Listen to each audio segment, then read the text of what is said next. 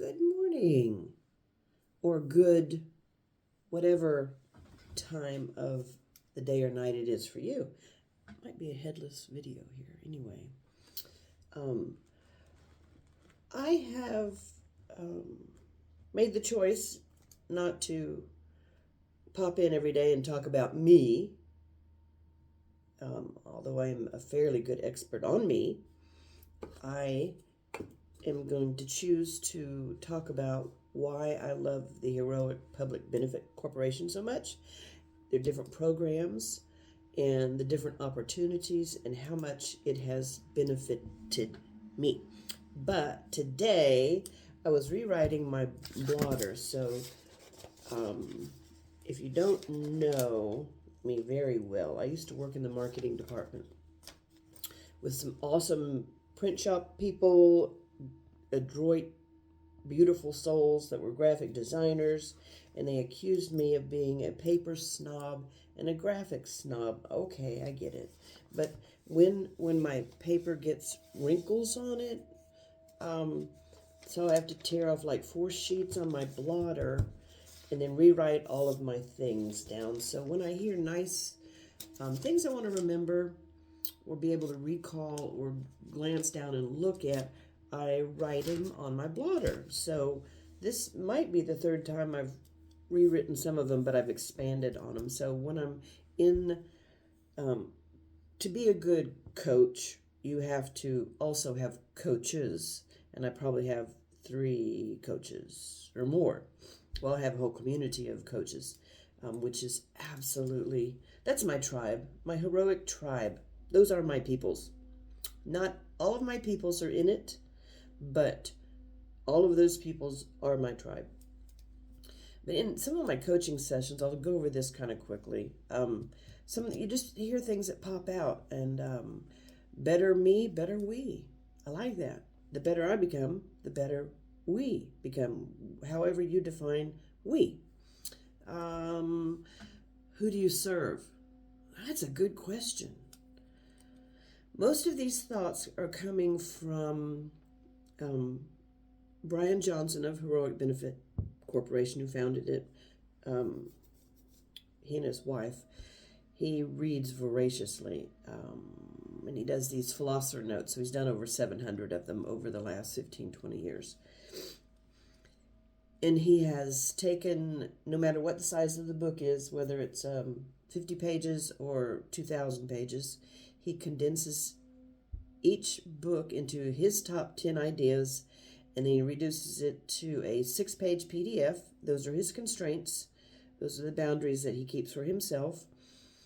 And then he also records them, so you can either listen to them or read them. And with my gift of dyslexia, I find that listening to it while I'm looking at it helps it, integrate into my brain better. Plus, after listening to most of them at least 2 or 3, maybe sometimes a dozen times each, the foundation gets greater and greater. So this value flows from where their suffering is reduced was from one coaching call. Townsend has a great No Broke Coaches website.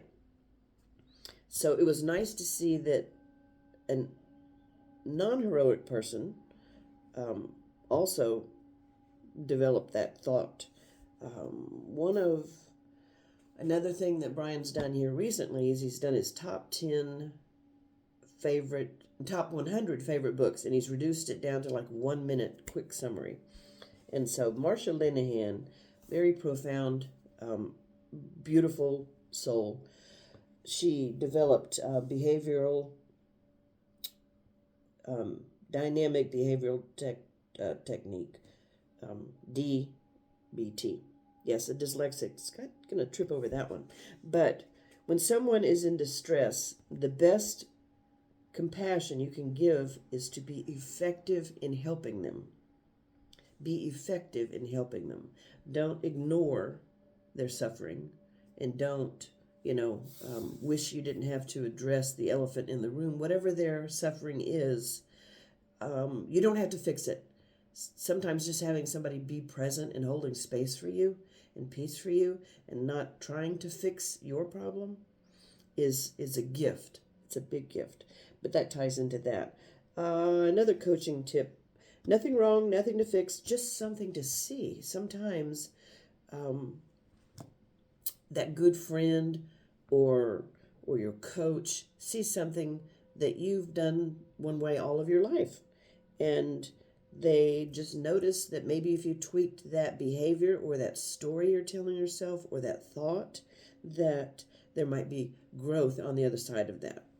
And then I love Gandhi's one of my heroes. So love. But nonviolent communication: observe without judgment, identify and express your feelings, uncover deeper meaning, make clear, actionable requests, listen with empathy. So in your conversations, you would use things after you have done those steps. I observe, and then you say what you observe. I feel, say what you feel. I need, you say what you need, and then you ask, would you be willing to? So, and then something I've learned from another coach, instead of saying it is what it is, which kind of sounds defeating, it is what is. When you argue with reality, you lose, but only 100% of the time. I just wanted to pop in and say hello. Hope you're doing fantastic. Yeah, I think I brushed my hair this morning. I don't know. It's okay if I didn't. What's the best thing that's happened to you today? Make it a good one. Be the reason somebody smiles today. Did I whine just a little bit? Somebody swiped my sign. That was my newest sign. I have yard signs out. I have little positive sayings on them. And one of my real estate coaches, he signs off every one of his Zoom meetings, or even his seminars in person. He goes, and remember, be the reason somebody smiles today. So I hope that whoever needed the top of my yard sign, it gave them a reason to smile, and they're making other people smile every day. All right, so that's going to wrap this up. What are you going to do to be the reason somebody smiles today? Open the door, pay it forward, leave a tip in cash, buy somebody their organic coffee or chai tea or mushroom tea. Have a good one. Peace.